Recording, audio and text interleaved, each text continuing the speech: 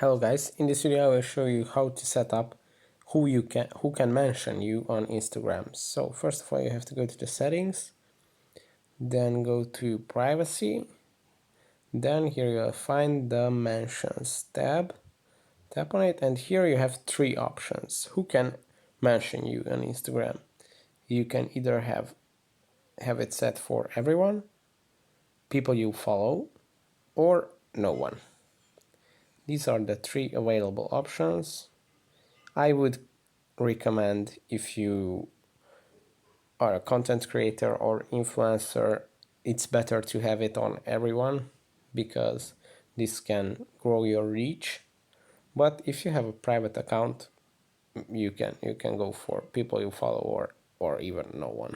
But I mean, maybe you want your friends to have access to mention you. So that's it for this video. I hope it was helpful. If it was, please consider subscribing. That would be really helpful for me. And see you in the next one.